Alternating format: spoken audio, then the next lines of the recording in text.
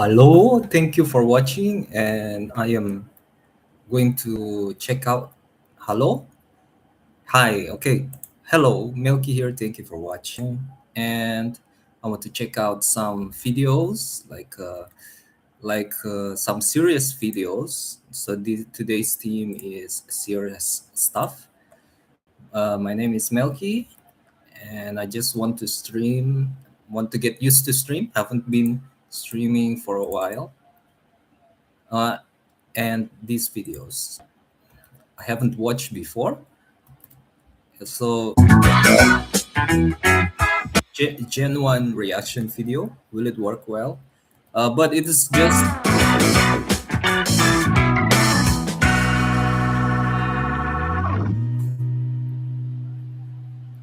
hello. Welcome to a new episode of Design Talks, the podcast where we explore stories, ideas, and innovations that shape our world. Brought to you by the Hague Registry at WIPO, the World Intellectual Property Organization, with support from the Funds in Trust Japan Industrial Property Global. I'm your host, Sarah. Today, we are doing something a little different. We will be sharing stories from WIPO professionals about designs that didn't just impress them. Let's even say designs that transformed their lives. These are personal journeys that show how a single idea, a single creation can open doors, change perspectives, and even have an impact on daily life. From designs that inspired new ways of thinking to innovations that touched entire industries, today's episode is all about the human side of design. And along the way, we will explore why protecting these creations matters and Okay, so WIPO, World Intellectual Property Organization, is an international organization that kind of supervises the intellectual property of the world. It is not based on a country, like not locationally. I'm not talking about locationally, but more jurisdictionally. But it's more like United Nations stuff. Maybe it is also affiliated with United Nations, but I'm not really updated on that. Um, what advice our guests have for innovators everywhere. So, without further ado, let's meet our guests and hear their stories.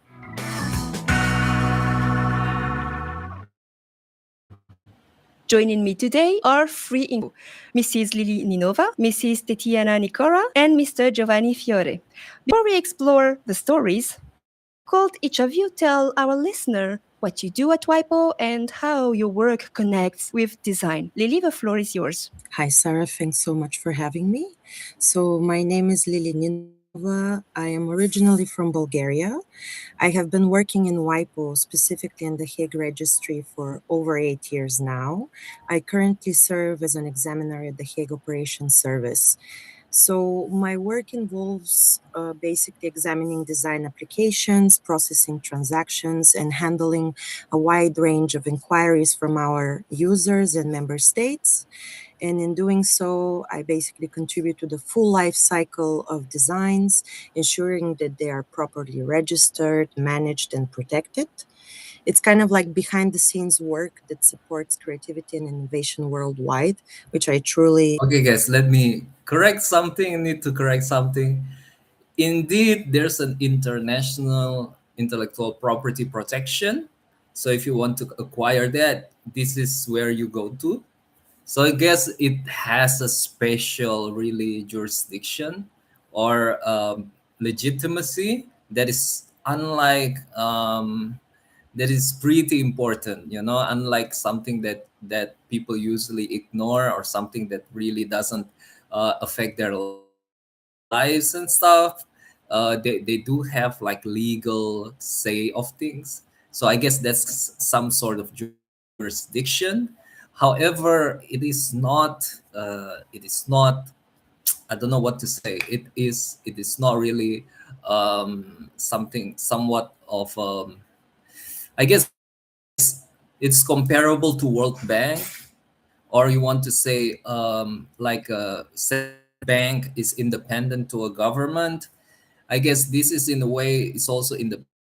independent, but it is a non-profit organization as well. But it has some kind of legitimacy in making policies, especially in protection of intellectual property worldwide. So they do have a specific importance in the world. So I just want to correct that. Enjoy. Thank you, Lily. Tatiana, please. Thank you, Sarah. My name is Tatiana Nikora, and I'm from Ukraine. And I work in the Hague Infoline Unit, Hague Information and Promotion section at WIPO, where we support users of the Hague International Design System. Our team helps designers, companies, and IP professionals from all over the world understand how to protect their designs internationally, answering their questions, guiding them through procedures, and making sure they can make the most of the system. What I really love about my work is that it keeps me connected to creativity every single day. Behind every question or application, there is a designer with a unique vision, and being a part of the process that helps protect and promote those designs is incredibly inspiring for me. Thank you very much, Tatiana. Giovanni, the floor is yours. Yep. Hello. Thank you very much. So, yeah, my name is Giovanni Fiore, and I'm Italian. I have been living in Switzerland for over 30 years. I joined WIPO over a year ago, and I'm working with the Hague Operation Service team now. When I started at WIPO, I was with the Information and Promotion section team, where I worked on the 100th anniversary event and mainly focusing on the coffee table book and the 100 designs. The event happened less than a month ago, and it was a great success, which we can all be very proud of. In many ways, my work connects strongly with design. At the information and promotional section, while preparing the book, I had the chance to explore depth, the world of industrial design, both So it is new for me because what is promotion going to have anything to do with design? This is intriguing and also kind of strange, a strange statement. I want to know how does it work really? historically and through contemporary examples. I was able to see how designs evolve, how it reflects cultural and technological shifts, and how creators use the Hague system to protect their work internationally. Now, I'm on the operational side, actively supporting the examiners by reviewing office decisions, maintaining high quality data, and contributing to the smooth and timely handling of design registrations. Through this work, I get to see how design registrations are processed and So a little bit like Albert Einstein when he was working at the patent office, a little bit like that. And this guy could be a genius. maintained in practice. So even though the nature of my tasks have changed, the connection to design is still very present, just from a more technical and procedural angle. Thank you, Giovanni. Well, thank you for this little presentation. And again, welcome that changed your lives. So these are not just products or objects, but experiences that shaped your thinking, inspired creativity, or opened new opportunities. Lily, let me start with you. Oh, sorry about that. Probably there was a internet connection problem. So let's continue. I know you have a design in mind that had a transformative impact on you. Could you share that specific design with us? Indeed.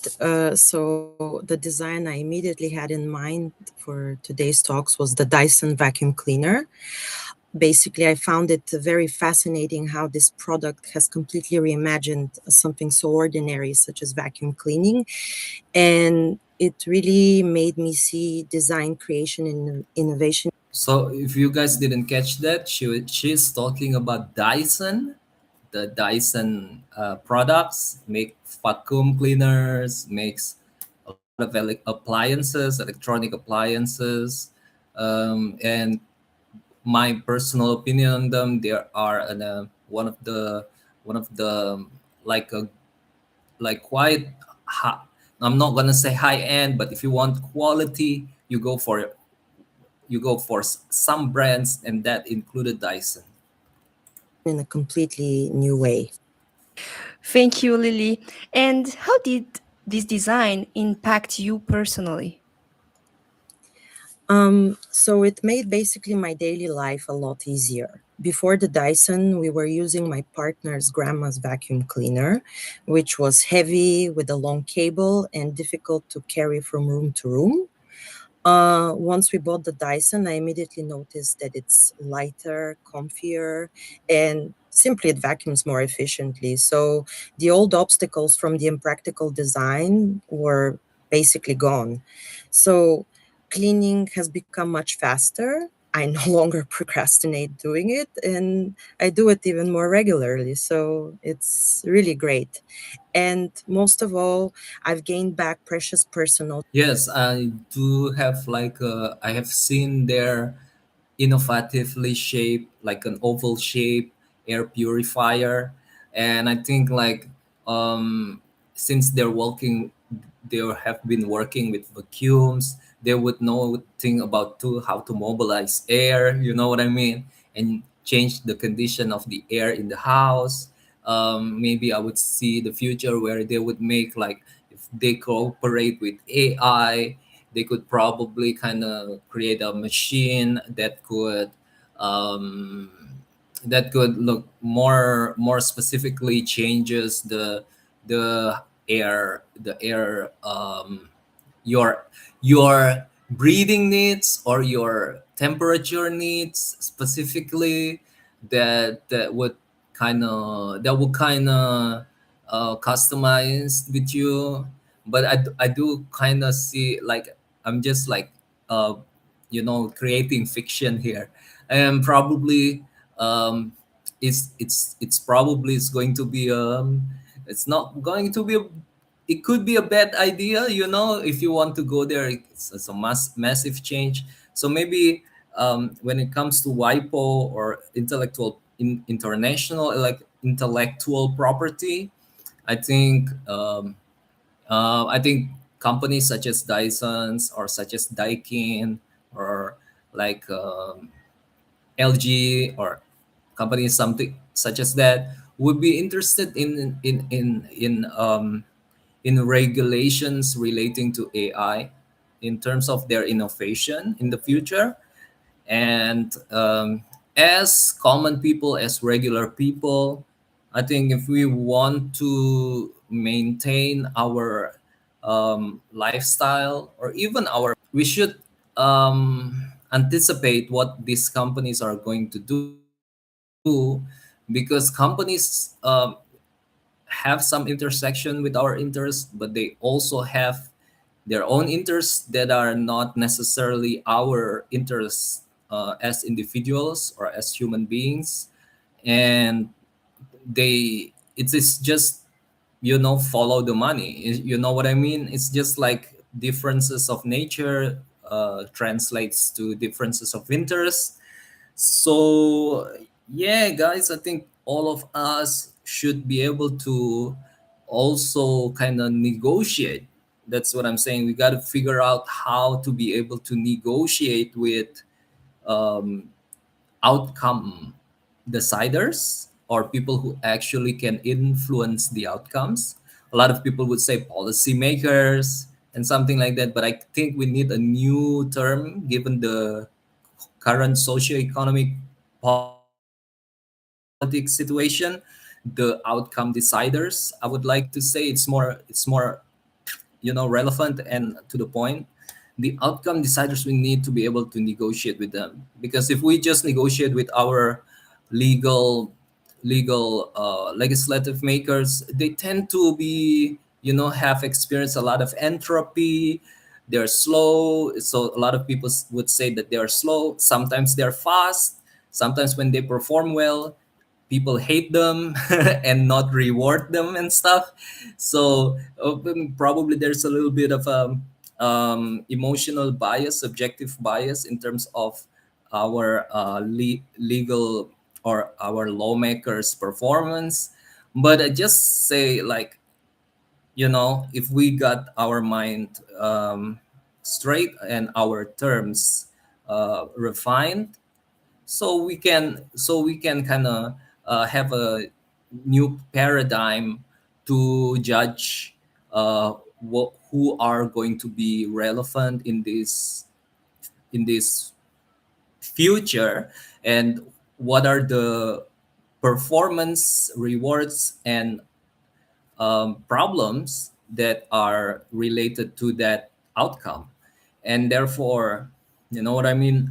So what I'm going to say is, we're gonna synchronize. We need to synchronize together, guys. We need to synchronize, and we need to be able to negotiate, have some negotiating bargaining chips, bargaining power, to be able to talk with these people and produce results, or bring our inclination in the equation. Time for myself and for my partner. And tasks that used to take longer, like cleaning, are now quicker, and I can just enjoy my hobbies and other activities. Thank you, Lily. I think we can all relate to that design, right? Did seeing this design in action changed the way you think about creativity or innovation? Absolutely. It showed me that even familiar everyday objects we know can be completely reimagined with a creative approach. You can look at problems differently and find simple new solutions. Having a Dyson myself now, I could experience it hands on. So, as I mentioned earlier, its shape is comfortable, it's easy to hold, there's no cable. So all of this is showing the potential for innovation, how it is basically everywhere.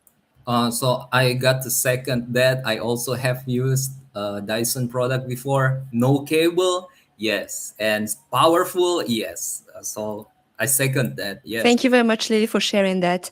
It's amazing how a single design can make everyday routines easier and inspire new ways of thinking. Tatiana, let's hear from you. What's a design that has made a real impact on your life? For me, it's the citrus juicer from Alessi. I've always admired how it blends art and functionality, how something so simple can become such a beautiful statement piece in the kitchen. But actually, the story started long before I ever used it. For years, I had a juicer that was big, noisy, honestly quite annoying. It took up half of my kitchen counter. It was difficult to clean, and every time I looked at it, I thought, this thing is useful, but it definitely doesn't spark joy.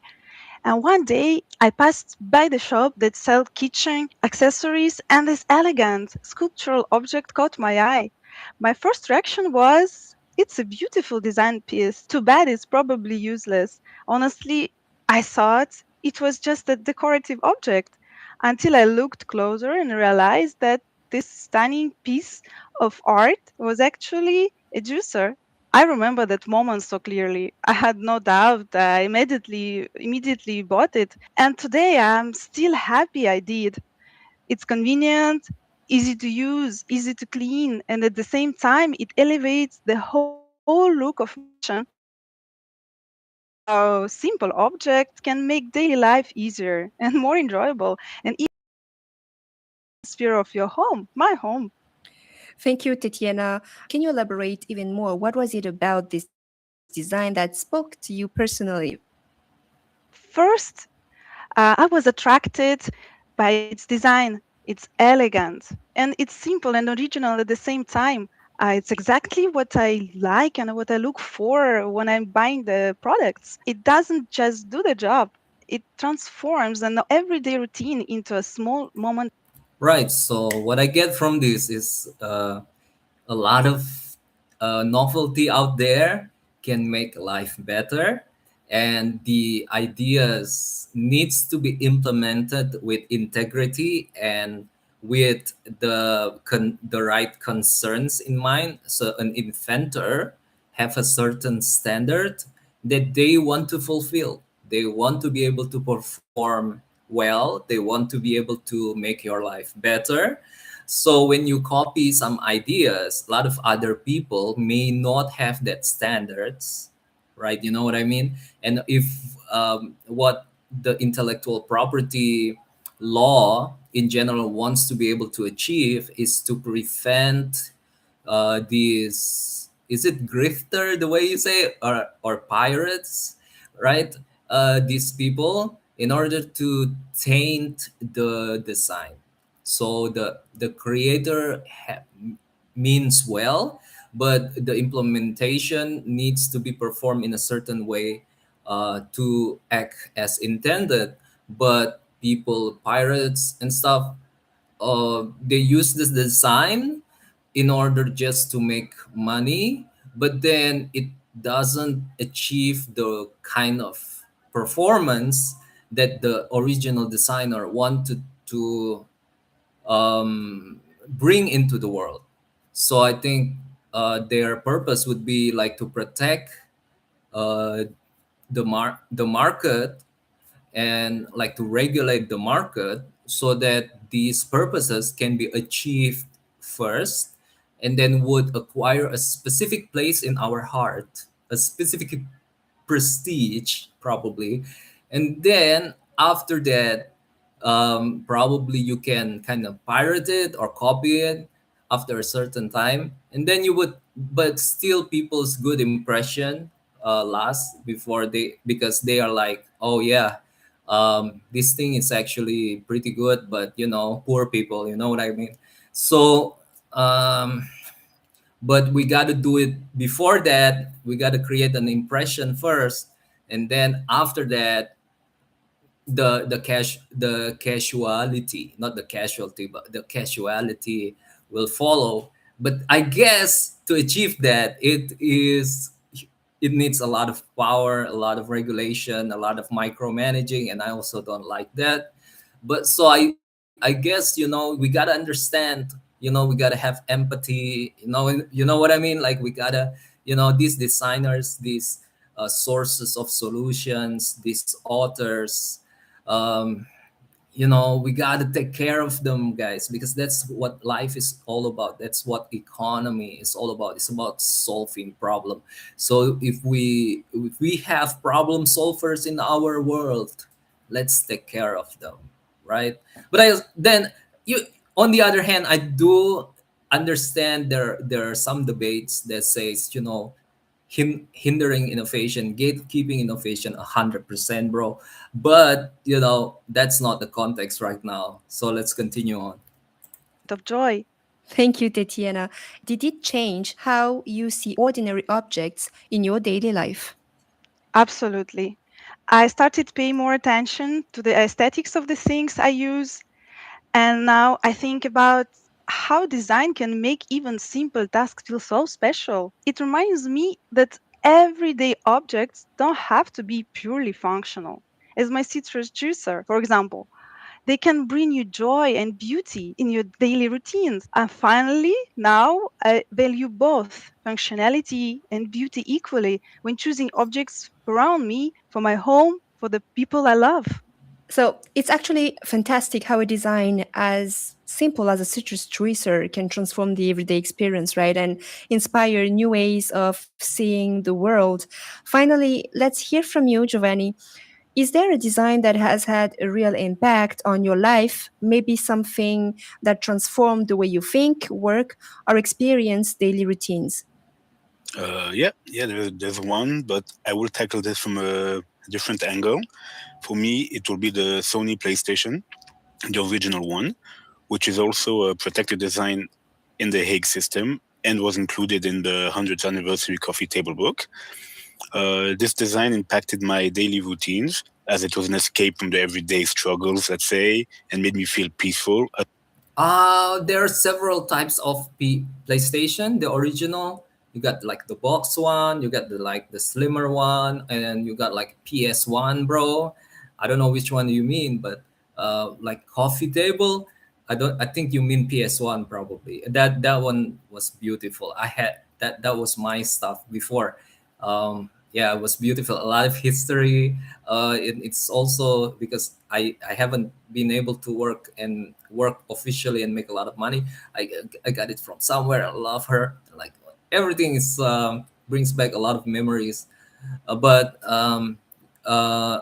another thing that I wanted to say is like, you know um uh a lot of games nowadays, they cannot be played in some people's stuff is also broken, and the preservation of games issue and intellectual property, but that's not the context right now, so let's continue on. as well as discover many different games and stories. I would say most importantly, well, throughout the evolution of the PlayStations, it helped me make friends from all around the world and keep in touch through a common passion. For me, what impacted me the most about this design is how simple it was to use and how easily it made you create great memories and friends. To this day, I mean, I still have the same routines as I continuously share great memories with friends, even though now we don't play in the same room because times have changed, but we still enjoy our time together just as much. And everything started with this original PlayStation. And yeah, when the PS1 came out, it was the first gaming console to really make use of 3D designs, well, 3D modeling in video games. And it used CD-ROMs instead of cartridges, which helped with lowering the production cost and had higher storage capacity. Thank you, Giovanni. Did experiencing this design change the way you think about creativity, problem solving, or efficiency? Right, difficult to say, right? We experienced these genius products, right? And it was in our youth. Actually, I wasn't really thinking about that. What are the impacts of these probably vacuum cleaners or games or computers that for our mind as a teenager, as a growing brain that sets up apart from different generation, from different people from different generations. I know that like iPhones or sorry, like smartphones have experienced a lot of evolution during some 10 years or so or a decade. But then after that, it doesn't change much. So how does it impact the generation that experiences all of these changes compared to a generation that doesn't experience a lot of innovation? You know what I mean? It's just like all, you know what I mean? It's just like tweaking here and there, but not exactly, um, different products with competing functions and like violent competition, exciting stuff. It is interesting. Yeah, yeah, it did. This design showed me how innovative designs can be, and especially how multi-purpose they can be. And for the time, the PS1 was great in these aspects. I believe that it didn't only help Sony, but many other companies and people express their creativity and share it with the world through the PS1. And now it still does the same with the PS5 and also the many different gaming machines now. Years have gone by, yet I still feel the same joy and companionship after 5 generations of PlayStations. In gaming, you are constantly problem solving, being creative with the games, and you achieve efficiency, let's say, through completing objectives and other tasks. It creates a whole new world parallel to ours, which many people just love getting lost into, me being one of them. It helps me refresh and tackle the problems of the real world once again. And I did also envisage creating video games as a passion and expressing my creativity through that mean. And all that thanks to my time with the PlayStation, which started all of that. Thank you, Giovanni. This is really a nice story, actually, and a nice perspective. I don't know, is it approved or not approved? I don't know. And looking back, how has this design shaped your perspective on the everyday objects or tools you use? Um, Looking back, I realized how some objects are more than just objects and can bring a lot more than just the basics of what it's supposed to do. It can create memories, friendships, joy, and for some, even a lifestyle, as now many people make good money from playing video games. And the PlayStation has come a long way since its beginnings, and I think it's just a great thing to see. It's clear how impactful a single design can be. All three of you have shared amazing stories about designs that transformed your daily lives. You all said that it can change routines, share perspectives, and influence the way we think about creativity and efficiency. Now, let's look at these experiences through a professional lens. How design protection and innovation come together in practice.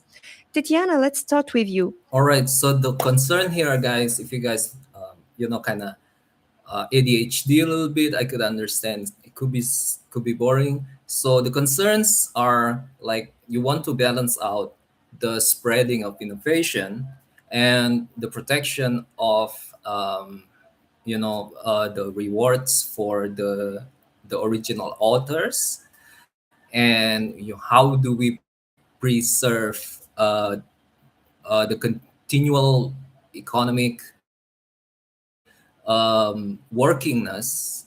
Yes, prosperity, but the continual, what is workingness? What is the word? Continual, I don't know, sustainability. I guess you can get a point. You guys can get the point, right? How do we sustain the economy in a healthy manner, in a prosperous manner, in an exciting manner, in a serene manner, in everything that is good. uh, but also we want to be able to spread the joy, right? We want to be able to be inclusive, but not in a bad way. We want to be inclusive in a good way. And how do we balance out, politics? You know what I mean? Some politicians wouldn't like that, because when people become, not have a lot of problems, they need to change their campaign, right? And changing stuff require, there's a momentum of change, there's an inertia of change. There's inertia, my bad. There's a momentum that needs to be changed. So that means there are costs. So there's going to be political, Newton's law. You know what I mean? Like whenever there's a force towards the direction, it's gonna experience a force from equal opposite direction. It's just the way it is. Designs like your citrus juicer are more than just functional objects. I strongly believe that they are creative achievements, actually. So, how does the Higgs system help protect designs and keep these fantastic creations secure for creators around the world? For me, the Hague system is a powerful tool to ensure recognized and respected globally. It's not just about the legal protection, it's about giving designers confidence that their vision are safe whenever they go. Knowing that designs like my favorite juicer can be protected internationally makes me appreciate the thought and effort behind it. The hack system itself is an international mechanism that creators register their designs in approximately 100 countries. It allows you to file up to 100 designs in one application, provided that they belong to the same Locarno classification, of course. And you don't have to worry about multiple filing languages or currencies as you would do with national rules. Applications can be filed in English, French, or Spanish, and you only pay in Swiss francs. It's very easy. That's a clear overview of how the Higgs system works, Diana. Thank you. And how it helps actually protect creativity globally. Many large companies like Dyson, Alessi, or even Sony rely on this system to safeguard their designs internationally. For instance, Dyson has used the Hague system, and I think even Alessi, for one of its key designs, showing how even major innovators see the value in international protection. Lily, thinking about that, why do you believe it's important for creators and companies to protect their designs? So for me, protecting your designs matters so much. Okay, guys, I know people would already have a lot of things to say about this. However, let us listen more. All right, I think this is I mean, their perspective. I don't think they have made their entire point yet. I see it in my daily work how big companies do it all the time. You do it not only for recognition of creativity, but also to strengthen your brand. So, when a company protects its designs, it sends a clear message about the value and the uniqueness of its products. It is also rewarding because it acknowledges effort and vision behind every creation. Design protection can also complement other tools like trademarks or patents. So, all of this helps companies secure a complete strategy for their intellectual property. When all of these come together, you ensure that innovation is respected and that the brand remains strong. So, creators can confidently bring their ideas to the market and even to the world. And last but not least, if you do not protect your designs, it is simply more complicated, I think, because you. Okay, guys, but again, okay, what one point that I wanted to bring up is that Isaac Newton, uh, yes, he invented calculus, but another guy that he right another one of his rival, I forgot his name, from Dutch person, from that Dutch guy from Holland, also simultaneously created calculus. And as an inventor, kind of you would say, oh, that's impossible, something weird is going on, you know what I mean? But uh, I guess that's not the only cases. I guess that's a lot of cases in the world where people have similar problems and they would think of some kind of novel solutions, and then suddenly someone richer than them actually use their capital to protect quote unquote a specific design. And people can be very furious about that, and then people are like, no, I invented that, like that is my solution. I don't want all of these international recognition, but I don't want my solution to be deemed as someone else and maybe even held me liable for doing something honest. So that is a concern, that is a huge problem, and people can abuse this system that they like in international protection, you know what I mean? That's why it receive a it I can see the incentive to resist this system or resist this idea to have a full implementation by the people, by the grassroots, especially people who are accustomed to piracy, unfortunately. um, I can see that. I can see that, and you just want to ignore that. That's what has been happening for these 2 decades, at least, as far as I can see. And I guess since the patent system have been going on since the 1800, probably have been going on for 200 years. But I just want to say, how about we figure this out? How about figuring out how we reconcile these concerns, and then came up with a better legal or law, because the law is like, is a culmination of goodness, right, from the people. So if it's only benefit some people, it is not yet there. If it only benefits the majority, it's not yet there, and minority is not yet there, until we figure it out and we find it. Yes, that's the solution. And that, like, that is, I know it's hard, but it is just the way to go, right? And you just got to go all the way, and if it's not there, we got to admit that it is not there yet. So guys, we got to figure this out. How do we find a way to not reconcile, to move forward, to be better? How Because reconciling this, not compromising, I mean reconciling this interest, and then find the secret behind it, is the technology, is the technology. So let's find it together. I regretfully haven't really I understand that a lot of proposals of mine in my blog could address that, and could address that rather beautifully, probably.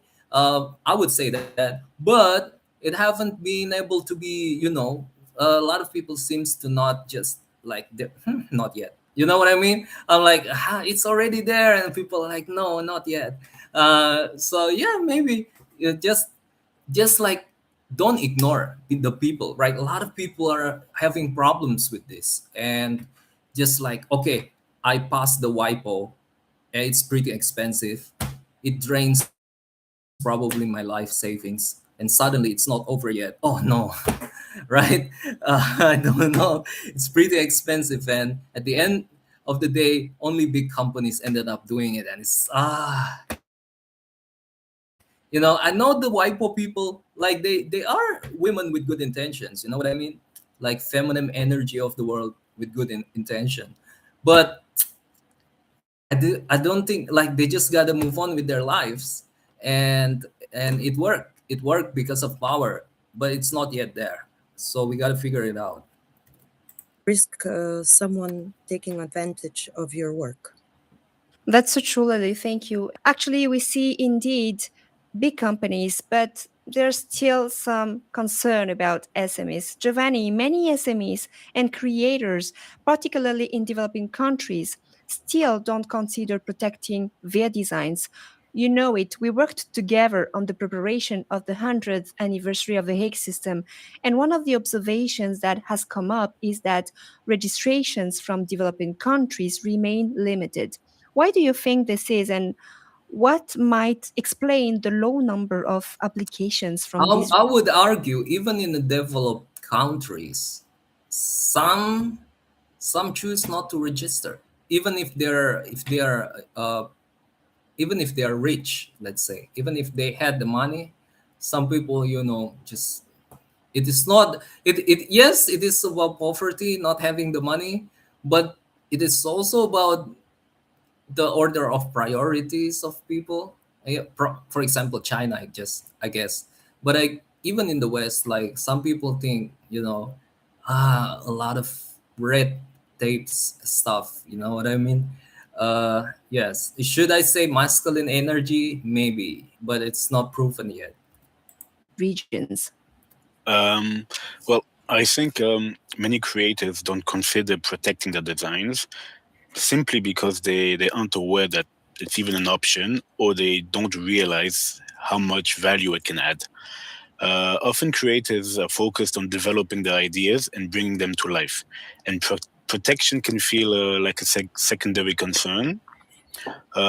We saw this with one of our panelists actually at the event, who was from Nigeria, but who was able to file using Ghana as entitlement. He explained the struggles he faced when looking to protect his design, and luckily found out about the Hague system and was very happy about its efficiency and cost. He said it has helped him a lot, and he would like the Hague system to make itself more known across the world, especially to SMEs and developing countries. He did say it's a pity, though, that not more people in these regions are aware of the system. And yeah, as we know, tools like the Hague system are designed to make protection more accessible, and raising awareness would be key. Once creators understand the benefits and how simple the process can be, I believe then we will see more applications from these regions. Thank you very much, Giovanni. We've heard inspiring stories and gained valuable insights about the role of design, protection, and innovation. To wrap up, I'd love to hear from each of you. What advice would you give to create? What did he say? Higgs system? I don't understand. We gotta look into that, guys. So, guys, you gotta look into it. Something new is happening in WIPO. There's something new. It seems like it is affordable, and it's pretty simple. So, because it's lightweight, guys, I don't think it's that intrusive. I don't think they're gonna spend resources, guys, to to monopolize a certain idea, somehow, because I think it's for SME. It's a bit weird. It's a bit weird because this is WIPO, and if it went through, that means even the regular patent system is gonna acknowledge that, which is something that is wow. You know what I mean? It's a bit like, if let's say Isaac Newton came up with calculus, right? And somebody else came up with calculus as well. I think this protection, if let's say it's a patent, it's not a patent, but it's a patent. And it's not the kind of patent that's gonna say, oh, you didn't get paid. Only Isaac Newton got paid.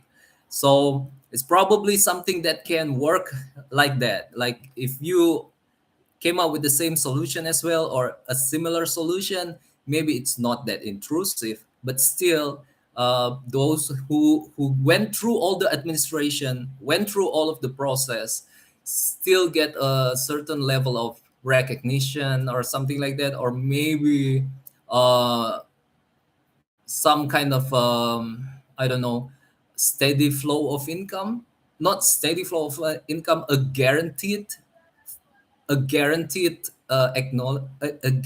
contract, right? So I don't know. I want to check it out. Probably this is something that I put in my bucket list, maybe, or I don't know. They came up with something. This is great. I don't know about this. This is new. Creators, SMEs, and innovators worldwide, especially those in regions where design applications are still relatively low, such as developing countries, for example. Let's start this time with Giovanni, then Titiana, and Lily. Well, many creators, particularly in the regions where applications are still low, don't consider protecting their designs simply because, as you mentioned, they're unaware of the option or unsure how to proceed. My advice is to explore protection early and strategically. Tools like the Higgs system can level the playing field, helping innovators worldwide bring their ideas to global markets and contribute to the sustainable development goals such as innovation, decent work, and responsible consumption. Titiana, what will be your advice? My advice will be pay attention to the impact of your designs. Even small innovations can make a difference. Thoughtful design improves daily life, address local challenges, and contribute to global goals like sustainability and health. So think globally, act locally, and never underestimate how one well-designed solution can inspire the change. And Lily, what will be your piece of advice? Three words: protect your ideas. Be confident in bringing them to life. Using tools like the Hague system not only rewards your creativity, but also helps you reach wider markets. Titana mentioned earlier the advantages of the Hague system, and I'd like to add that it's centralized, simple to use, and saves you both time and money. Many creators, especially from least developed countries, often assume that protecting their designs is too costly, but in fact, they may benefit from significant fee reductions under the taste.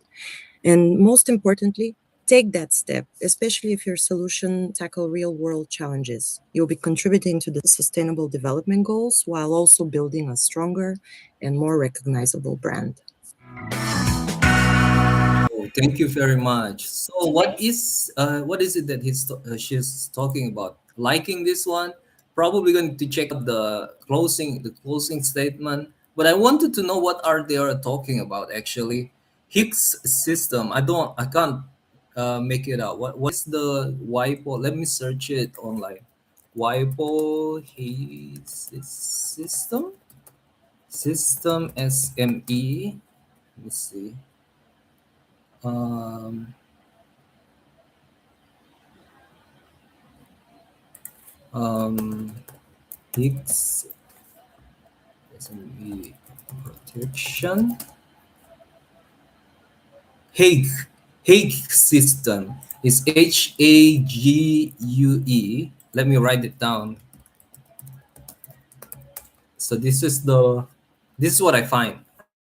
Right, and check it out if you guys wanted to know. If you guys are designers as well, let me just continue on with the closing statement. Since we've started from the very beginning, we gotta end it as well, right?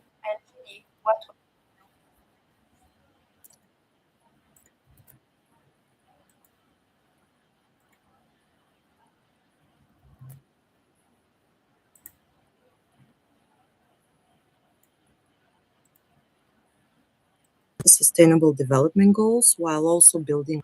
Is Today's stories show how personal experiences, professional insights, and practical advice all come together to highlight the power of design. From life changing objects to global protection systems, from strengthening brands to supporting sustainable goals, thoughtful design can truly make a difference. Once again, thank you, Lily, thank you, Titiana, and thank you, Giovanni, for sharing your experiences and advice. And thank you to our listeners for joining us. Keep observing, creating, and protecting your designs. Every idea has the potential to make an impact, one innovation at a time. Stay tuned for our episodes coming your way soon, including a special one. And actually, I think Giovanni gave a little hint on it. It will be about the historic milestone we just reached, so don't miss it. In the meantime, you can listen to all our previous episodes on our website or on platforms like Spotify, Apple Podcasts, and YouTube Podcasts. As Dieter Rams, the legendary German industrial designer behind Braun and Witso, once said, good design is as little design as possible. One may interpret this as a reminder that simplicity is key, combined with function first, timelessness, clarity, and subtle elegance. And by protecting this design, we give creativity the space to transform lives. All right, guys. So that is the end of the podcast, of the talk, design talk from WIPO, and I'm listening to it. Thank you guys for watching. The last thing that I wanted to say about her, that when she said about uh, when she was quoting that the best design is the least design. I guess it's like working is not about hard work, but it's about solving problem. If you work hard and do a lot of stuff, but the problem is solved uh, by another guy just by sleeping all day, that guy is solved the problem more efficiently, and that's by definition that's efficient. And and like and that guy also deserves as much money, I think, because the reward is about the solu it's about solving the problem. It's not about appearing tormented. Thank you guys for watching, and goodbye.